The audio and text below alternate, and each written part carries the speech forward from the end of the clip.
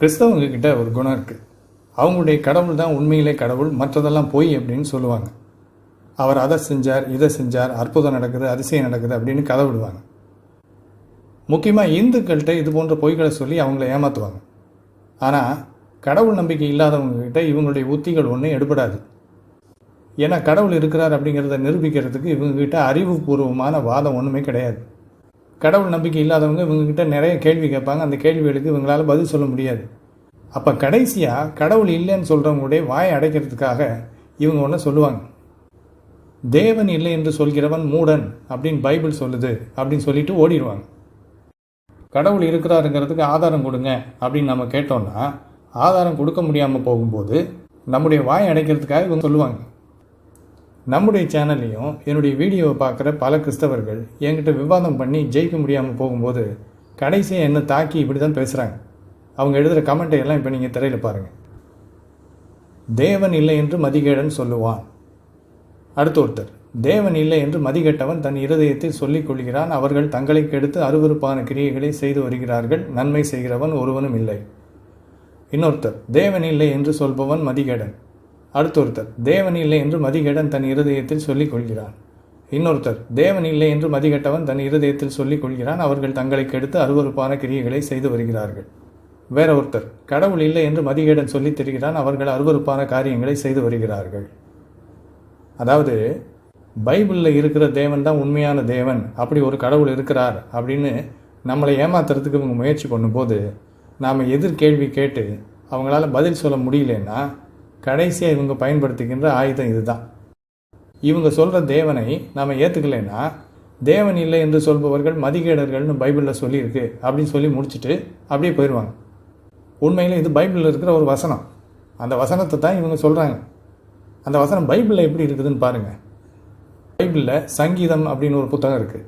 அதில் 14ஆம் அதிகாரத்தில் 1ஆம் வசனம், தேவன் இல்லை என்று மதிகெட்டவன் தன் இருதயத்தில் சொல்லிக் கொள்கிறான். அவர்கள் தங்களை கெடுத்து அருவருப்பான கிரியைகளை செய்து வருகிறார்கள். நன்மை செய்கிறவன் ஒருவனும் இல்லை. கடவுள் இல்லை என்று சொல்பவர்கள் அனைவரும் முட்டாள்கள் அப்படின்னு இந்த வசனம் சொல்லுது.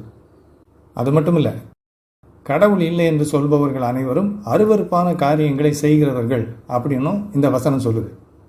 இதைத்தான் இந்த கிறிஸ்தவங்க நம்மக்கிட்ட வாதம் பண்ணும்போது கடைசியாக சொல்லி அவங்க பெரிய புத்திசாலிகள் மாதிரி காட்டிக்கிட்டு தப்பிச்சு போக பார்ப்பாங்க. ஆக பைபிளை பொறுத்தளவு தேவன் இல்லை என்று யார் சொல்கிறார்களோ அவர்கள் முட்டாள்கள். அது மட்டும் இல்லை, பைபிளை பொறுத்தவரை தேவன் இல்லை என்று சொல்கிறவர்கள் அனைவரும் அயோக்கியர்கள். ஏன்னா இந்த வசனம் சொல்லுது அவங்க அருவருப்பான கிரியைகளை செய்கிறாங்களாம். ஆனால் உண்மை என்னென்னா தேவன் உண்டென்று சொல்லும் இவங்க தான் முட்டாள்கள். இவங்க தான் அயோக்கியத்தனமான காரியங்களெல்லாம் செய்கிறாங்க. இதைத்தான் இந்த வீடியோவில் ஆதாரபூர்வமாக காட்ட போகிறேன். முதலாவது, தேவன் இல்லை என்று சொல்கிறவன் மதிகெட்டவன் அப்படின்னு இந்த பைபிள் சொல்லுது இல்லையா? அப்படின்னா தேவன் உண்டு என்று சொல்கிறவர்கள்லாம் யார்? அவங்கெல்லாம் புத்திசாலிகள். கடவுள் இல்லைன்னு சொல்கிறவங்கெல்லாம் மதிகெட்டவன்னா கடவுள் இருக்குதுன்னு சொல்கிறவங்கெல்லாம் யார்? புத்திசாலிகள். பைபிளை பொறுத்தளவு கடவுள் இருக்கிறாருன்னு சொல்கிற எல்லாருமே புத்திசாலிகள். அப்படின்னா இவங்களுக்குள்ளே ஏன் இத்தனை மதங்கள்? தேவன் உண்டு, கடவுள் உண்டு என்று சொல்கிற கிறிஸ்தவர்கள், முஸ்லீம்கள், இந்துக்கள், யூதர்கள், சீக்கியர்கள், ஜைனர்கள் இவங்கெல்லாம் ஏன் இத்தனை மதங்களை பிரிஞ்சிருக்கிறாங்க? எல்லாருமே புத்திசாலிகள் தானே. அப்போ எல்லாரும் ஒரே மதத்தில் தானே இருக்கணும். எதுக்கு நூற்றுக்கணக்கான மதங்கள்? ஏன்னா இவங்க யாரை தேவன் என்று சொல்கிறார்களோ அதில் இவங்களுக்குள்ள அடிதடி. இயேசு தான் தேவன் அப்படின்னு கிறிஸ்தவங்க சொல்கிறாங்க. இல்லை, இயேசு தேவன் கிடையாது, அல்லாஹ் தான் தேவன் அப்படின்னு முஸ்லீம்கள் சொல்கிறாங்க. இயேசு ஒரு கள்ளத்தீர்க்கதரிசி அப்படின்னு யூதர்கள் சொல்கிறாங்க. இவங்க எல்லாரும் புத்திசாலிகளாம் பைபிள் சொல்லுது. அப்போ இதிலிருந்தே நாம் தெரிஞ்சுக்கலாம் தேவன் உண்டு என்று சொல்கிற இவங்க தான் மதிக்கெட்டவர்கள். அப்போ பைபிளில் இந்த வசனத்தை எழுதினவருக்கே புத்தி இல்லை. சரி, அது இருக்கட்டும். அதை விட முக்கியமான ஒரு காரியத்தை பார்ப்போம். தேவன் இல்லை என்று சொல்கிறவர்கள் அருவருப்பான காரியங்களை செய்வார்கள் அப்படின்னு இந்த பைபிள் வசனம் சொல்லுது. கடவுள் இல்லைன்னு சொல்கிறவங்கெல்லாம் அருவருப்பான காரியங்களை செய்வார்களாம், அவங்கெல்லாம் அயோக்கியர்களாம். பைபிள் இப்படி சொல்லுது. இப்போது தேவன் உண்டு என்று சொல்கிற இந்த பைபிள் வசனத்தை நமக்கு காட்டுகிற கிறிஸ்தவர்கள் எவ்வளவு யோக்கியமானவர்கள் அப்படின்னு பார்ப்போம். அதுவும் குறிப்பாக தேவன் உண்டு என்று பைபிளை கையில் வைத்துக்கொண்டு போதிக்கிற கிறிஸ்தவ பாஸ்டர்கள் செய்யும் அட்டூழியங்கள் என்னென்ன அப்படின்னு திரையில பாருங்க. பார்த்தீங்களா? 13 வயது சிறுமியை கெடுத்த 63 வயது கிறிஸ்தவ போதகர் கைது.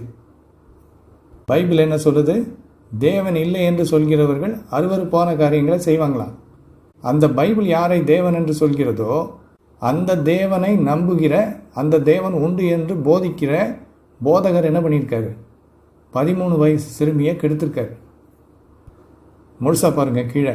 நாகர்கோயில், கன்னியாகுமரி மாவட்டம் தக்கலை அருகே 13 வயது சிறுமியை பாலியல் பலாத்காரம் செய்து கர்ப்பமாக்கிய 63 வயது கிறிஸ்தவ மத போதகர் கைது. அடுத்து தூத்துக்குடியில் என்ன நடந்திருக்குன்னு பாருங்க. 14 வயது முதல் பாலியல் வன்கொடுமை, கிறிஸ்தவ போதகர் கைது. ஆலயத்திற்கு வந்த பெண்ணை மிரட்டி பாலியல் வன்கொடுமை செய்த கிறிஸ்தவ போதகர் கைது செய்யப்பட்டார். 3வது, ஜெபம் நடத்துவதாக கூறி பெண்ணிடம் தவறாக நடக்க முயன்ற கிறிஸ்தவ மத போதகர் கைது. 4வது, யாழில் சிறுமிகளை சீரழித்த கிறிஸ்தவ போதகர் கொழும்பில் அதிரடியாக கைது. அப்படி இங்கிருந்து அமெரிக்காவுக்கு போய் பார்ப்போம். Remember TV mega preacher Jimmy Swaggart's sex scandal. இவர் அமெரிக்காவில் இருக்கிற மிகப்பெரிய ஒரு கிறிஸ்தவ போதகர். இவர் செக்ஸ் ஸ்கேண்டலில் மாட்டிக்கிட்டார். அடுத்தது, உலக புகழ்பெற்ற மிகப்பெரிய ஊழியராகிய ரவி ஜக்கரியாஸ்.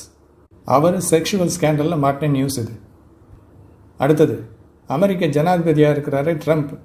அவருக்கு அட்வைசராக இருந்த ஒரு மெகா சர்ச் பாஸ்டர், ஒரு பெரிய போதகர், அவர் எதில் ஈடுபட்டிருக்கார்? சைல்ட் செக்ஸ் கிரைம்ஸ், சிறுவர்கள் மேலே பாலியல் பலாத்காரம் பண்ண குற்றம் இவர் மேலே. இவங்க எல்லாரும் யாரு? இப்போ நம்ம பார்த்தோமே இந்த நியூஸ், இந்த பாலியல் குற்றங்களை செய்த இவங்க எல்லாரும் யாரு? எல்லாருமே கிறிஸ்தவ போதகர்கள். பைபிள் சொல்லுது தேவன் இல்லை என்று சொல்பவன் அருவருப்பான காரியங்களை செய்கிறான் அப்படின்னு. ஆனால் உண்மையில் இத்தனை அருவருப்பான காரியங்களை செஞ்சது யாரு? தேவன் உண்டு என்று சொல்லும் கிறிஸ்தவ போதகர்கள். அதாவது பைபிளில் உள்ள தேவனை நம்பும் கிறிஸ்தவ போதகர்கள். அப்போ இதிலிருந்து நீங்கள் தெரிஞ்சுக்கணும், இந்த பைபிள் முழுக்க முழுக்க பொய்யர்களாலும் மாயக்காரர்களாலும் எழுதப்பட்ட புத்தகம். அதனால தான் இந்த பைபிளை கையில் வச்சுக்கிட்டு தேவன் உண்டு என்று போதிக்கிற போதகர்கள் இப்படிப்பட்ட அயோக்கியத்தனங்களை செய்கிறாங்க. அப்படி இருக்கும்போது இந்த கிறிஸ்தவர்கள் அந்த பைபிள் வசனத்தை காட்டி தேவன் இல்லை என்று சொல்பவர்கள் மதிகேடர்கள், அருவருப்பான காரியங்களை செய்கிறார்கள்னு ஒரு பொய்யான குற்றச்சாட்டை வச்சு தங்களை பெரிய யோக்கியர்களாக காட்டிக்கிறதுக்கு விரும்புகிறாங்க. அறிவுபூர்வமாகவும் சரித்திரபூர்வமாகவும் கடவுள் இருக்கிறார் அப்படின்னு கிறிஸ்தவர்களால் வாதாட முடியாது. அதனால தான் தேவன் இல்லை என்று சொல்கிறவன் மதிகேடன் அப்படின்னு சொல்லி தப்பிச்சு ஓடுறாங்க. அதே போலத்தான் பைபிளும் கூட தேவன் உண்டு என்று நிரூபிக்கிறதுக்கு எந்த ஆதாரமும் இல்லாததுனால தேவன் இல்லை என்று சொல்கிறவன் மதிகேடன் என்று ஒரு அறிவுகட்டத்தனமான ஒரு கூற்றை கூறுகிறது.